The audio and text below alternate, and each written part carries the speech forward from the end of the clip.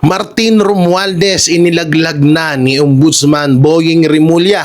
Isusunod na ba si Marcos Jr.? Naku po mga banateros, mga kabiyaya, yung mga malulupit na pag-uusapan natin ngayon. Alam ko naman na ito ay napanood nyo na rin si iba, pero mas maganda siguro kung mas talakayin din natin to, dahil ito talaga dapat ang mga pag-usapan natin. At ito dito sa isyung to, merong nagaganap na pangluloko.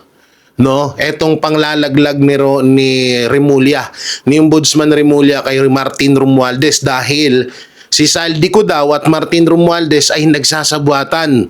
Pero ano nga ba yung pangloloko na ginagawa dito sa atin? Mamaya sasabihin natin yan sa inyo, no? At dito lang kayo sa video. At syempre, bago natin to simulan, huwag niyo pong kalimutan na i-like and share, comment and subscribe sa ating YouTube channel. Pindot na lang din po yung bell button para lagi kayo updated sa ating mga video araw-araw.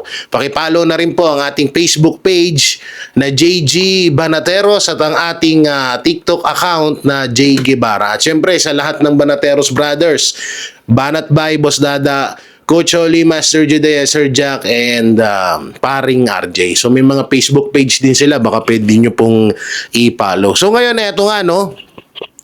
Kamakailan nagsalita na itong si Martin Romualdez at nagbanta pa nga, 'di ba? Nasabi niya kapag siya daw ay bumagsak, ay isasama niya daw ang mga dawit daw dito sa issue ng flood control scam. So, alam naman na natin kung sino yun.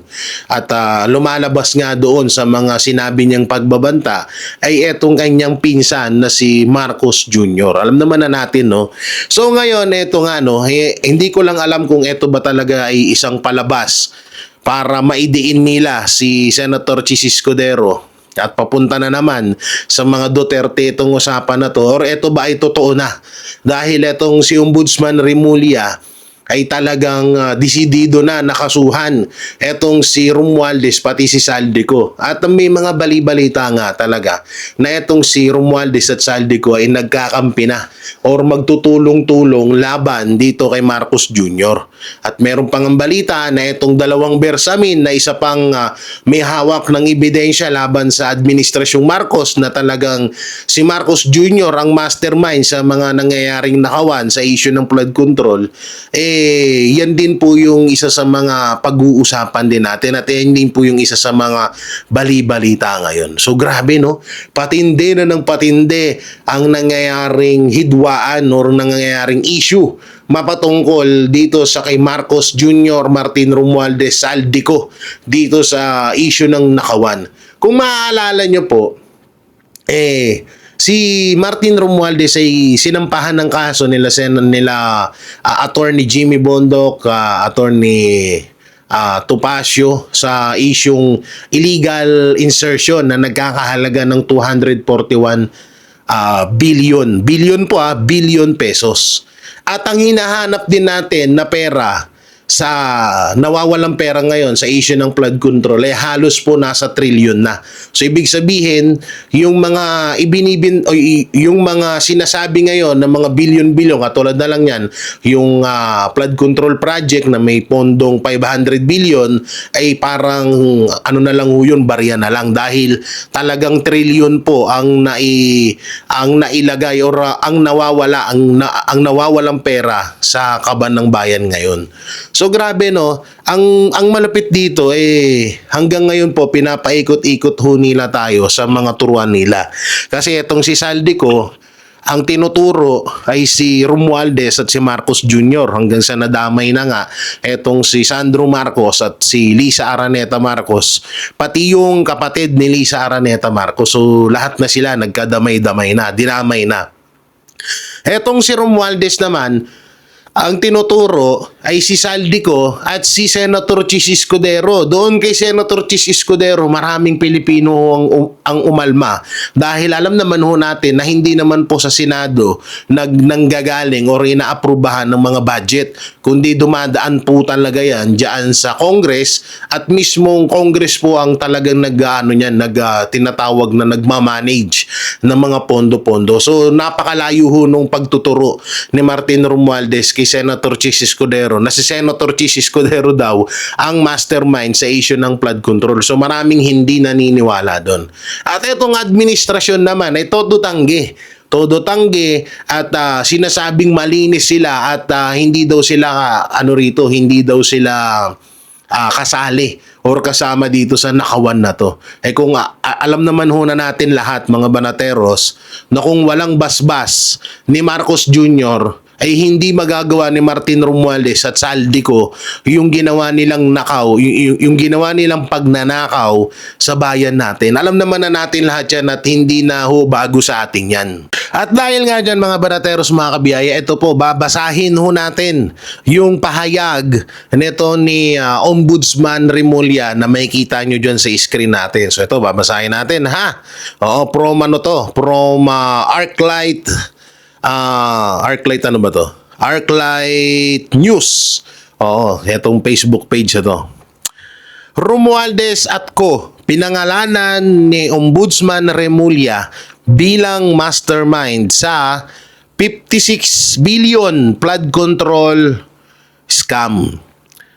Pinangalanan umano ng Office of the Ombudsman sina late Representative at dating House Speaker Martin Romualdez at dating Ako Bicol Representative Saldico bilang umano'y pangunahing utak sa isang kickback na may kaugnay sa kontrobersyang na 56 billion flood control funds. Batay sa reklamong isinailalim sa preliminary investigation, inirekomenda umano ng special panel of investigators ng anti-graft body ang pagsasampa ng mga kasong plunder, direct at indirect bribery, paglabag sa anti-graft and corruption practices act at money laundering laban kina Romualdez at Co. Ayon sa panel, sinasabing ginagamit umano ang proseso ng pangbansang budget upang makakuha ng pondo mula sa mga proyekto na kalaunay na uwi umano sa isang malaking sistema ng payout to play kapalit ng pabor o komisyon. So, ibig sabihin, may mga komisyon, may mga hati-hatian. Binanggit din sa reklamo na umano'y ginagamit ni Romualdez ang negosyanteng si Jose Raulito Paras bilang dami sa pagkuha ng isang ari-arian sa Forbes Park na sinasabing ginamit na taguan at bagsakan ng pera mula sa naturang operasyon. Ay, so ibig sabihin, yung issue dati ho, mga banateros, mga kabiyaya, na inilabas natin dito sa vlog natin, na idinaan pa nga natin sa panaginip, dahil panaginip talaga yon. Na gumawa pa daw ng kwarto or bahay etong si Martin Romualdez para doon itambak ang mga pera. So, ibig sabihin dito sa sinasabi na etong issue about kay Jose Raulito Paras ay siya yung naging dami or parang tigasalo. Oo, or siya yung naging halili dito kay Martin Romualdez para makuha yung pera at pagkuha ng isang ari-arian niya sa Forbes Park. Tangina, big time, no? Biruin mo, tambakan lang nila ng pera ang Forbes Park. Ganon sila kayaman. Ganon katindi. Etong etong si Martin Romualdez at Saldico. No, grabe, no? Biruin mo, tambakan lang nila yung pera yung pinapangarap natin na matirahan.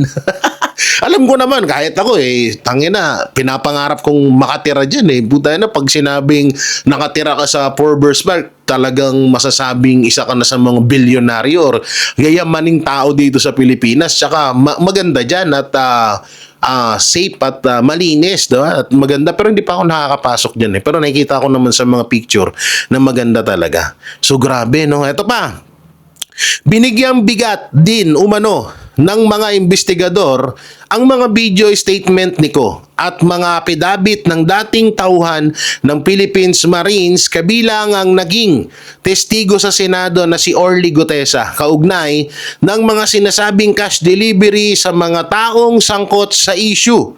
Ayan tanong, kung ginagamit nyo ang statement or yung mga apidabit ni Orly Gutesa at ng 18 Marines, bakit hindi sinasampahan or bakit hindi pinapangalanan, bakit hindi sinasampahan ng kaso ng ombudsman yung mga congressman na mga kilalang personalidad na tinuturo nila Orly Gutesa at 18 Marines? At dapat din bang kasuhan si Senator Lacson at Soto dahil sinabi nila na nagsisinungaling lang or tawag dito gawa-gawa lamang issue etong about dito sa 18 Marines, 'di ba? Kamakailan lang po sinabihan ni Senator Ping Lacson na sinungaling ang 18 Marines. No? At hindi daw kapanipaniwala yung mga sinasabi. So, bakit ito yung ginamit na affidavit? Ito yung ginamit ng ombudsman laban kay Ko at kay Martin Romualdez. Diba? So, dapat talaga, Ping Lacson, makausap talaga ninyo na or imbestigahan niya ninyo sa Blue Ribbon Committee yung 18 Marines. Ba't ngayon, hanggang ngayon, hindi nyo pa rin ginagawa. At ito ba, habang nagpapatuloy ang preliminary investigation, nananatiling aligasyon ang mga paratang hanggang sa mapatunayan sa tamang proseso ng batas. So, ibig sabihin, hindi pa rin po talaga 100% na makasuhan ng plunder etong si Ko at si Martin Romualdez. Kasi pinag-aaralan pa daw At ito yung sinasabi ko sa inyo na scam or panibagong panloloko sa atin. Ulitin ko, babasahin ko ipapakita ko dito sa baba. Lalakihan ko, ikakrap ko. Romualdez at Ko, pinangalanan ni Ombudsman Remulla bilang mastermind sa 56 billion flood control scam. Kung makikita nyo dyan sa screen, mga banateros, kung makikita nyo dito, bakit 56 billion lang? Ang liit naman ata niyan. Di ba? Ang liit naman uhata niyan. Sobrang liit lang yan ng ibinibintang sa kanilang pera. Barya lang po yan, 56 billion. Halos trillion na ang hinahanap nating pera. Hindi naman, una-una, ang budget sa flood control scam is nasa 500 billion. Diba? So sabihin na natin 100 billion or 400 to 300 billion ang nakamkam ng dalawang to. Bakit 56 billion lang? Nang nakakataka dyan. Sobrang nakakapagtaka. At ang malupit pa dito, bakit kailangan pang, although tama naman yung sinasabi ni Ombudsman Remulla na antayin ang tamang proseso, pero ano yan, katulad ba ng sinabi niya dati na 6 to 9 months bago matapos ang proseso sa kaso ni Martin Romualdez at Saldico. Kasi dati 'di ba sinabi ni Ombudsman Boying Remulla yan na 6 to 9 months bago maproseso ang kaso ni Martin Romualdez. So ano 'yun? 'Di ba? Parang ang nangyayari kasi dito is parang talagang palabas lang 'to. Palabas lang na kunwari kakasuhan si Romualdez sa halagang maliit, sa halagang ganito. Tapos bandang huli, magsasalita si Romualdez at ituturo ni Romualdez na si Chis Escudero ang mastermind. Pwedeng mangyari kasi yun, mga banateros. Kasi dito, sobra ako nagtaka dito na bakit 56 billion lang ang ibinibintang sa kanila. Parang ang baba naman ata to. Parang barya lang, parang sobrang barya naman to, 'di ba? Sobrang ang liit naman ho nito. Ang tanong, ito pa yung sinasabi nila na si Romualdez ay hindi daw nila pinapayagan na makaalis ng ibang bansa. May mga bali-balita na wala na rito si Martin Romualdez sa Pilipinas. 'Di ba? Wala na rito si Martin Romualdez sa Pilipinas.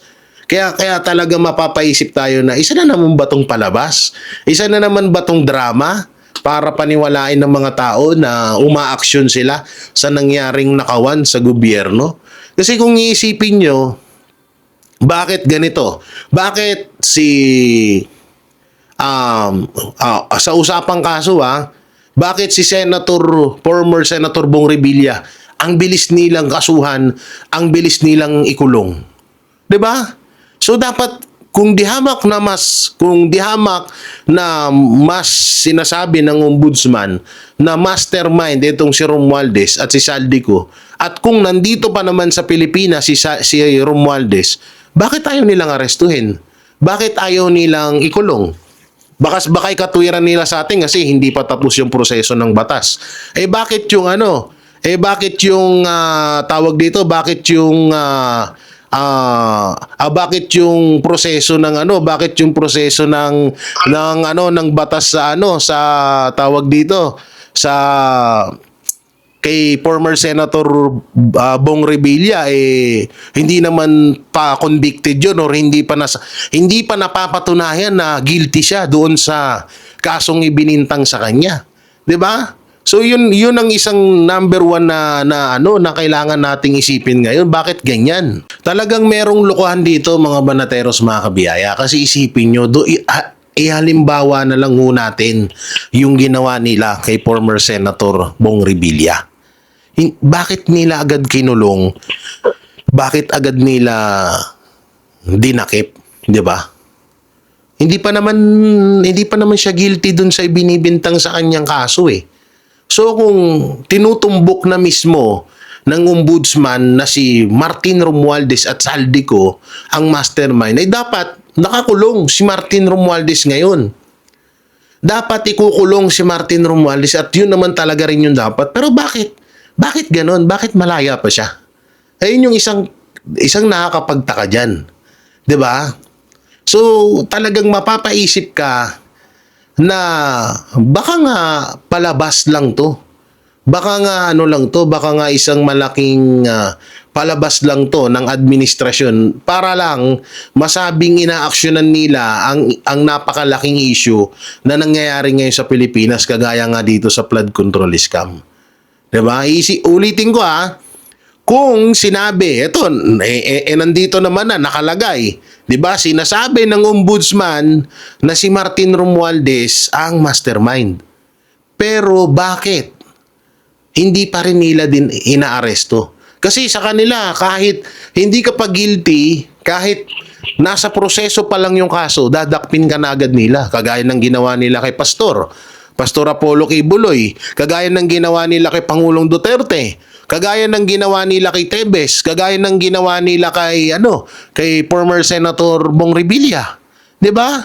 So nakakapagtaka kasi hindi pa tapos ang proseso, ikinukulong na agad nila yung tao. Katulad yung kay Pastor, wala ngang maipakita na ebidensya. Yung mga taong sinasabing nananakit si Pastor, nang molestya si Pastor, wala naman 'Di ba? Hanggang ngayon wala pa pong pinapakitang ebidensya laban doon at hindi pa guilty si Pastor doon sa kasong ibinibintang sa kanya. Na ganun din doon kay former Senator Bong Revilla. Hanggang ngayon hindi pa rin po guilty si former Senator Bong Revilla sa mga kasong ibinibintang sa kanya.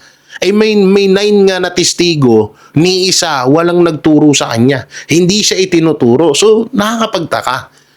'Di ba? Sobra tayong nagtataka ngayon na bakit ganito. Kaya talagang mapapaisip ka na palabas lang ba to? Ombudsman Remulla, Martin Romualdez, ito ba isang palabas lang para sabihin na inaaksyonan ni Marcos Jr. ang isyong ito? O baka panibagong diversional tactic nyo na naman to para ma-divert na naman sa iba? Or baka totoo talaga ang bali-balitang kaya nyo ginagawa to dahil ididiin nyo bandang huli etong si Senator Chis Escudero. Hindi kaya ganon? Sobrang nagtataka kami dito May may kababalagan na nangyayari dito sa statement ng ni Boying Remulla, ni Ombudsman Boying Remulla. Kataka-taka to. 'Di ba? So dapat kasi kilala natin ang administrasyon Pag, ano, 'di ba? Matik, kulong agad. Matik, sure bull agad ang ano niyan. Antemano, aarestuhin agad yan. Pero bakit ganun? Bababaan agad yan ng warrant. Pero bakit ganun? Bakit ganun malaya pa rin si Martin Romualdez? Kung halimbawa na ikukulong nila si Martin Romualdez, doon maniniwala na tayo. Nakakulong si Martin Romualdez yan. Nakakulong si Martin Romualdez. Wala siyang special treatment sa loob. Maganda yan. 'Di ba? Pero kung puro lang salita ang ombudsman at sinasabi niya na idadaan sa tamang proseso, walang tamang proseso sa nangyayari ngayon. Walang tamang proseso ng batas sa administrasyon ngayon. Lahat ng pagkakamali, lahat ng mali na salungat sa batas natin, ginagawa ng administrasyon ngayon. Bakit? Kagaya nga lang yan ulitin ko sa inyo. Si Pastor Apollo Kibuloy, maling-mali ang ginawa nila, kinulong nila yung tao.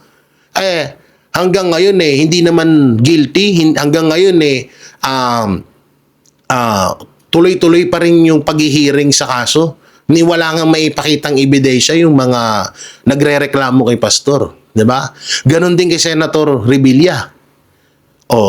Ito pa isang tanong, bakit yung mga convicted na si Franz Castro? 'Di ba? Bakit malaya si Franz Castro? Convicted yun. Yun talaga dapat. Pag convicted, kulong ka. Si Pastor, si former Senator Revilla, Tebes, sila Bantag, diba? Hindi naman mga convicted yan mga yun Bakit ginugulo? Bakit hinahunting? Bakit binababaan ng warrant? Kaya yan dapat yung ipanawagan natin na dapat babaan ng warrant or arestuhin etong si Romualdez para mapaniwala nila tayo na totoo ang nangyayaring action nila. 'Di ba? Pero hindi pa rin tayo makukontento doon kasi ang gusto talaga ng taong bayan si Marcos Jr., Romualdez, Sandro, Lisa ang makulong dahil sila talaga ang promotor sa nangyayaring nakawan sa pondo ng taong bayan. At eto mga banateros, eto pa malupit. Nagpahayag din si Senator Marcoleta mapatungkol doon sa pahayag ni Martin Romualdez na hindi siya babagsak. May kita niyo sa screen. Hindi siya babagsak mag-isa, Marcoleta. Binatikos ang pahayag ni Romualdez. Alam niyo sa totoo lang, dito, ito yung isa sa mga pwedeng mangyaring scripted. Na sinabi niya na hindi siya babagsak mag-isa. Pwedeng gawin kasi yun para pagmukaing totoo yung ginagawa nilang palabas. Eto, basahin natin ha. Basahin natin. Question ni Senator Rodante Marcoleta ang naging pahayag ni dating House Speaker Martin Romualdez matapos nitong sabihin na marami umano siyang nalalaman tungkol sa mga nangyayari sa loob ng administrasyong Duterte at Marcos. Ba't may Duterte at Marcos? Ayon kay Marcoleta, tila nagpapahiwatig umano si Romualdez na kung sakali siya ay madamay o bumagsak sa gitna ng kontrobersya, hindi raw siya papayag na mag-isa lamang siya ang mananagot o mapunta sa alanganin. Sa kanyang pahayag, binigyan din ni Marcoleta na tila may babala ang dating speaker na maaari nitong isama ang iba pang personalidad kapag siya ay tuluyang masangkot sa mas malaking issue. So ibig sabihin, parang pinapaniwalaan ni Senator Marcoleta etong pahayag na to. No? At mas maganda siguro diyan kung panoorin natin yung video ni Senator Marcoleta mapatungkol dito sa isyung ito. Distinguished colleagues, I rise on a matter of personal and collective privilege, one that strikes at the very heart of public accountability, the integrity of our institutions, and the trust reposed upon us by the Filipino people. On September 25, 2025, former Speaker Martin Romualdez was implicated in the flood control scandal after retired Marine Sergeant Orly Gutesa testified during the Senate Blue Ribbon Committee hearing that the lawmaker is a leading figure in this scandal. Gutesa alleged that As a security aide to former Congressman Saldico, he was tasked to carry and deliver suitcases containing basura, a hideous term they used for files of cash, approximately amounting to 48 million pesos each. He recounted that on one occasion, they brought up 35 suitcases for delivery to a residence identified as that of Martin Romualdez at 40 McKinley Street, Taguig. For 7 months since she was implicated by Gutesa, the former speaker remained silent. Only now has he spoken through a video statement dated April 21, 2026, where he finally addressed the allegations surrounding what is now one of the largest systemic looting of the national treasury in our nation's history, the flood control scandal. Ngunit imbes na maliwanagan ang taong bayan, ang kanyang mga pahayag ay lalong nagbunga ng mas maraming tanong kaysa sagot, Ginoong Pangulo. At first glance, the statement appears to be a defense grounded in law, process, and institutional structure. But upon closer examination, Mr. President, this is not a clarification but a calculated narrative. And it is our duty as members of this chamber to dissect this narrative, expose its inconsistencies, and ensure that the truth is not buried beneath rhetoric. His justification for his prolonged silence, an alleged act of respect for the legal process. But lest we forget, this is the same individual who declined the invitation to appear before the Senate to answer questions under oath. The same individual bestowed upon the interparliamentary courtesy by the chairman of the Blue Ribbon Committee. Let us be clear. Respect for the legal process is not measured by selective participation. It is demonstrated through full and transparent cooperation, especially when public funds and national interest are at stake. Silence and inaction become complicity. He further claimed that he has cooperated with the Independent Commission for Infrastructure, or ICI, submitting affidavits and documents. But this alleged cooperation was done behind closed doors, without public scrutiny and without any verifiable records accessible to the Filipino people. Until now, when he conveniently authorizes its release. Why only now? Why at a time when the narrative is tightening, when testimonies are emerging, and when key personalities are poised to re-enter the jurisdiction of our laws? Mr. President, timing is everything. And in this case, timing speaks volumes. Let us now address the core of his defense, the claim that he cannot be the mastermind because the budget process is collective, multi-layered, and shared across branches of the government. The former speaker asked, "How can I be the mastermind?" That the question itself is revealing. By contesting only the label of being the mastermind, he implicitly concedes that he was part of the very system he enabled, the corruption in flood control projects. He deliberately tried to downplay the role of leadership within that process. The issue then is no longer whether wrongdoing was committed, but the extent of his role in allowing it. Mr. President, those of us who walk through the halls of Congress know this. Nothing moves in the House without the imprimatur of its leadership. The Speaker of the House is not a ceremonial figure. He is not a just passive participant. He is the central authority who controls the legislative agenda, influences committee outputs, and ultimately determines what reaches the plenary.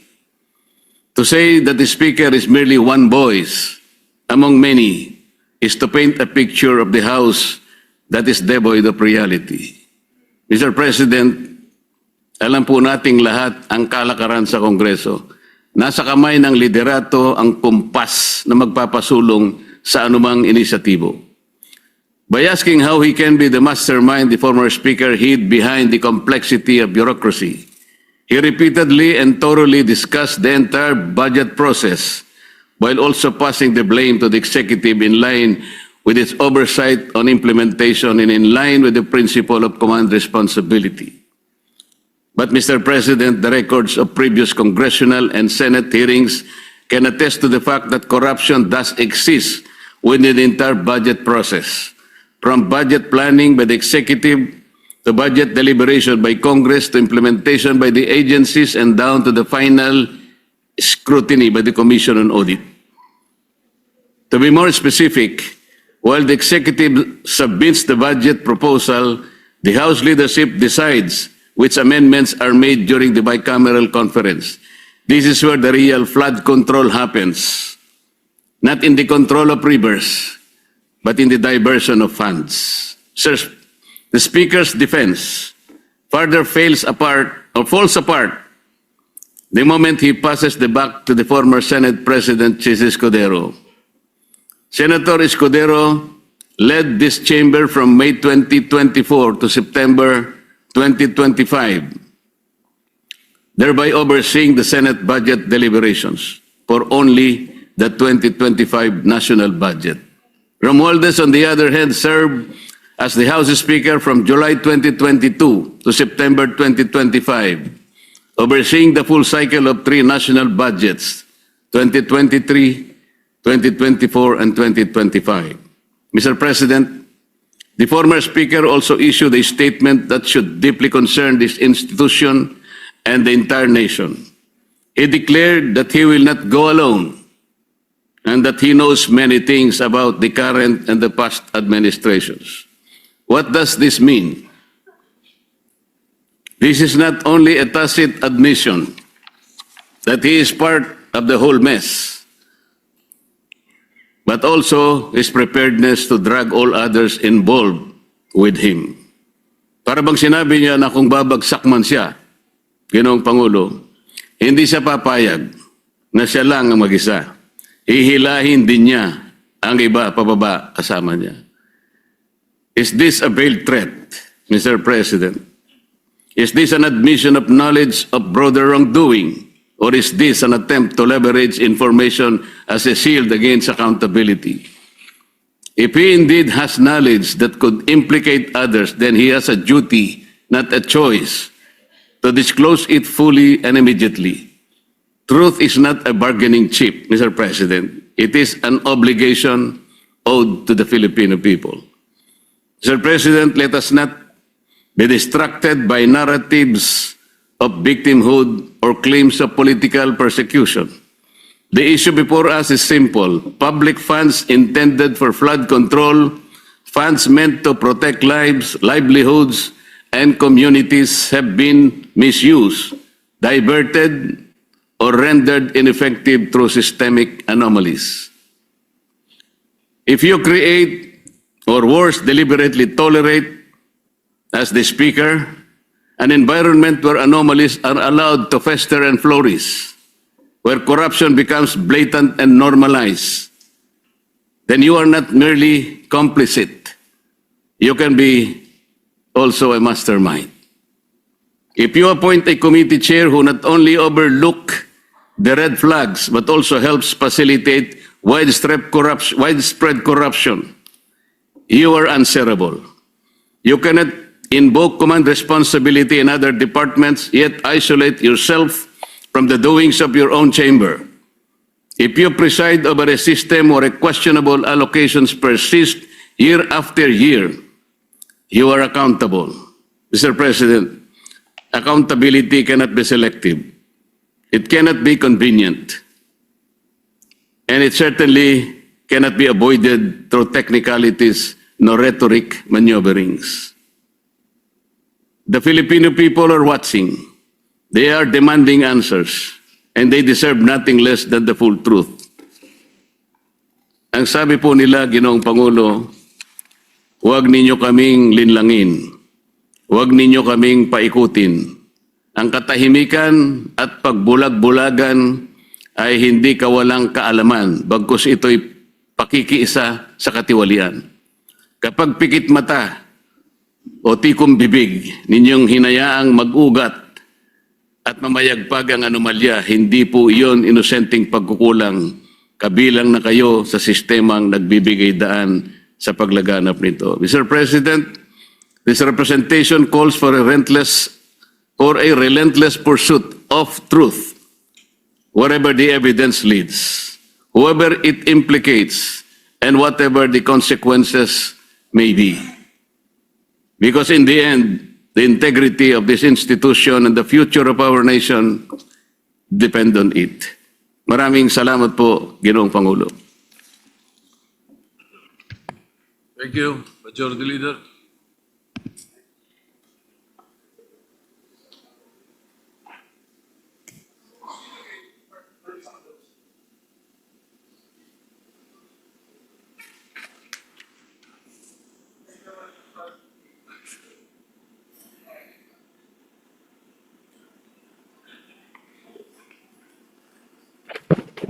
Hello? Yes, Yes, thank Majority you, Mr. Leader. President. Mr. President, I move that the speech of the gentleman from Tarlac and Pampanga be referred to the Committee on Public Accountability, or the Blue Ribbon Committee, Mr. President. And so, Hearing no objection, so referred. So yun mga banateros, mga kabiyayan, ano pong may kukomento nyo ho dito sa mga napag-usapan natin? Totoo ba? Kayo ba ay naniniwala na pananagutin na talaga si Marcos Jr.? Kayo ba ay naniniwala na etong magpinsan na si Marcos Jr. at Romualdez ay talagang nagsasalpukan na? Totoo ba nakakasuhan na talaga ni Ombudsman Boyeng Rimulya si Romualdez? Ano po ba ang inyong komento? Comment nyo lang po dyan sa baba. At syempre, don't forget to like, share, comment, and subscribe sa ating YouTube channel. Pipindot na lang din po yung bell button para lagi kayong updated sa ating mga video araw-araw. So maraming salamat. Ingat po kayo palagi. God bless and peace, and bye-bye.